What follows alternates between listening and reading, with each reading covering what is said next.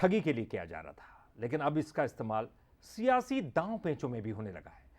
जबलपुर में ऑडियो जमकर वायरल हो रहा है, जिसमें यह दावा किया जा रहा है कि यह ऑडियो कांग्रेस विधायक और बीजेपी नेता का है और इसमें नेता कार्यकर्ताओं से अभद्रता और गाली गलौज कर रहे हैं।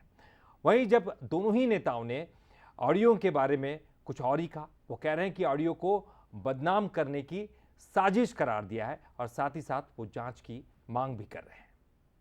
हेलो। हाँ बेटा, घर पर हो अभी? हाँ है ना, घर पे आ जाओ। आ रहे हैं बेटा, और तुम अपने सब बाप लोगों को बुला लेना। और तो अपने सब बाप लोगों को बुला लेना है, जिससे तुम्हें ये ना रहे कि हमारे पर तुम बहुत गलतफहमी दूर हो जाएगी तुम्हारी बेटा। करी भूल जा गुंडो कर दी।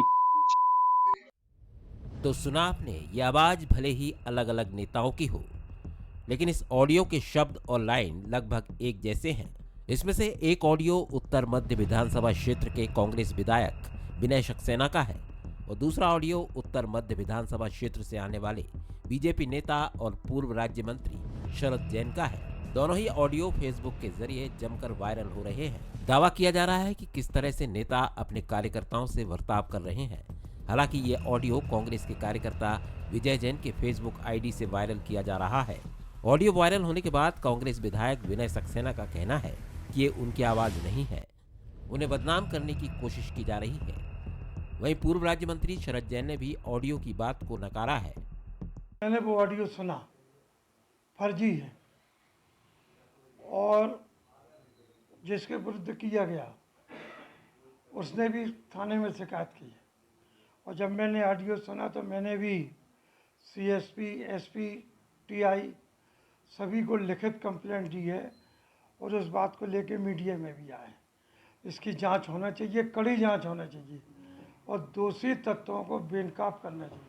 देखिए, पुलिस अधीक्षक महोदय को एक शिकायत दी मैंने, जिसपे जबलपुर शहर में जो ये फर्जी ऑडियो चल रहे हैं, जिस तरह से एआई का इस्तेमाल करके आप मिलती जुलती आवाज़, मैं हूबहू नहीं कहूँगा उसको, क्योंकि उस वीडियो में, ऑडियो में मेरा कहीं भी नाम नहीं, नाम किसी और का लिया जा रहा है। तो ये कहना कि विनय सक्सेना का है और उसमें ऊपर अपने जो खुद से मैनेज करके लिखा जाता है कि विनय सक्सेना ने ऐसा कहा, इसी के साथ जबलपुर के माननीय पूर्व मंत्री शरद जैन का भी वही हूबहू एक और ऑडियो चल रहा है। इधर पुलिस का दावा है कि ऑडियो क्लोनिंग का इस्तेमाल अब ठगी के लिए किया जा रहा है। साइबर ठग रिश्तेदारों की आवाज निकालकर लोगों से पैसों की मदद मांगते थे। इस तरह की शिकायतें साइबर सेल के पास पहले भी आ चुकी हैं, लेकिन ये पहली बार हो रहा है जब ऑडियो क्लोनिंग का इस्तेमाल राजनीतिक लोगों पर किया जा रहा है। इस मामले में शिकायतें मिली हैं, जिस पर जांच की जा रही है। अभी तक 2 शिकायतें इस विषय में प्राप्त हुई हैं, जिसमें पूर्व मंत्री जो हैं उनकी हूबहू वॉइस यूज करके किसी से अभद्र भाषा का प्रयोग किया जा रहा है। इसमें जो पूर्व मंत्री हैं उनके द्वारा बताया गया है कि उनके द्वारा ऑब्वियसली ऐसा कोई कॉल किया नहीं गया था और इसमें अभी तक कि हमें लग रहा है कि इसमें वॉइस क्लोनिंग जो है आर्टिफिशियल इंटेलिजेंस के जरिए यूज़ की गई है और इसमें हम बैक ट्रैक कर रहे हैं। जो भी सोशल मीडिया प्लेटफॉर्म्स पर इस चीज़ को वायरल किया गया है उनसे हम करस्पॉन्डेंस कर रहे हैं, जिससे जानकारी मिले कि इसका ओरिजिन कहाँ। कुल मिलाकर कहा जाए तो विधानसभा चुनाव अब केवल झंडा, बैनर, पोस्टर तक ही सीमित नहीं रह गया है। इंटरनेट और आर्टिफिशियल इंटेलिजेंस के इस दौर में विधानसभा का चुनाव तकनीक के तौर पर भी लड़ा जाएगा और ये तो शुरुआत है। आने वाले चुनाव में इस तरह के ऑडियो और वीडियो कई सामने आ सकते हैं। अमित सोनी, बंसल न्यूज, जबलपुर। इससे पहले भी ऑडियो क्लिप्स या फिर वीडियोस वायरल हुए हैं नेताओं के, इससे पहले भी इस तरह की खबरें आई हैं, लेकिन अब आर्टिफिशियल इंटेलिजेंस का इस्तेमाल किया जा रहा है। बहुत ही बेहतर तकनीक है और इस तकनीक के जरिए पता नहीं क्या क्या होता है ग्राफिक्स में और साथ ही साथ ऑडियो में भी। इस पर हम चर्चा करेंगे ये कितना खतरनाक हो सकता है, क्योंकि चुनाव नज़दीक है। ऐसे में कितना खतरनाक हो सकता है, इस पर चर्चा करेंगे और हमारे साथ साइबर एक्सपर्ट मोनाली गुहा जी जुड़ गई हैं।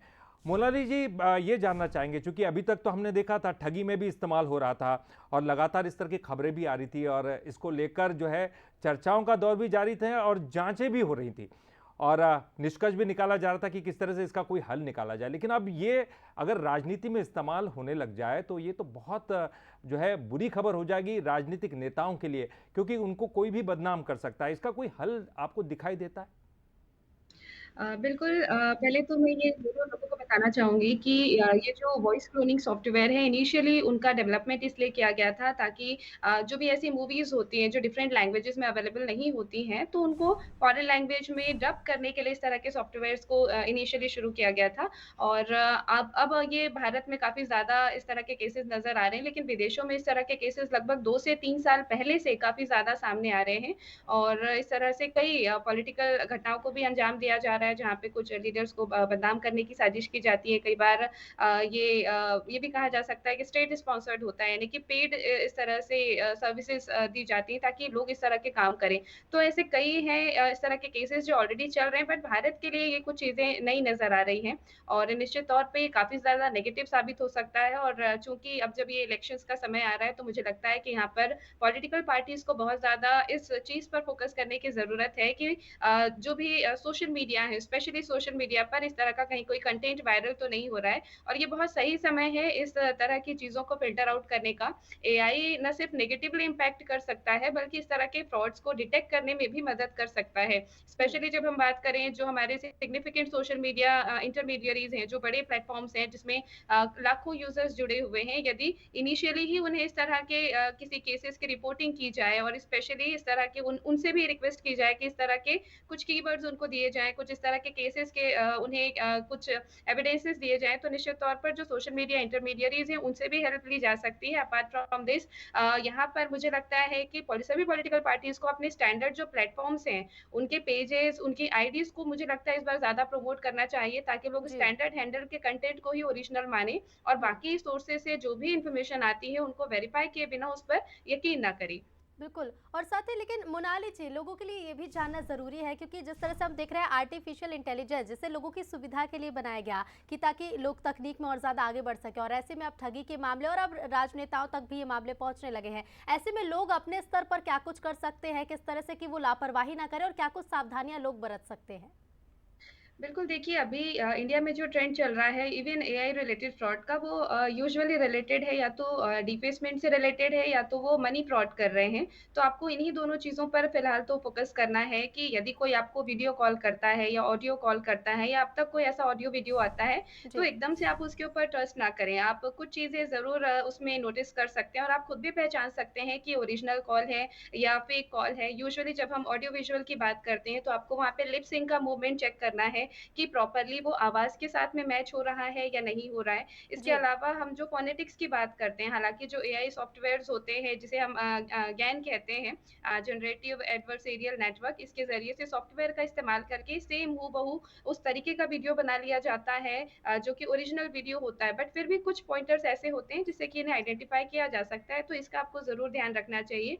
और जी। एकदम जो लेमैन पर्सन है उनके लिए मैं ये ज़रूर कहूँगी कि कोई भी ऐसा कन्वर्सेशन, कोई भी ऐसा कॉल या मैसेज या वीडियो जिसमें पैसे की डिमांड की जाए या आपको कहीं पर क्लिक करने के लिए कहा जाए या आपसे कुछ जानकारी माँगी जाए या कोई फॉर्म भरने के लिए कहा जाए, वहाँ से आप सतर्क रहें, उसको आप एंटरटेन बिल्कुल भी ना करें। किसी भी तरह का मनी रिलेटेड कोई आपसे क्वेरी करे, कोई आपसे मदद माँगे, उधार माँगने की कोशिश करे, यूजुअली अभी लेमैन पर्सन को यही समझना होगा कि एकदम से आवाज़ सुनकर या केवल चेहरा देखकर वो बिलीव ना करें।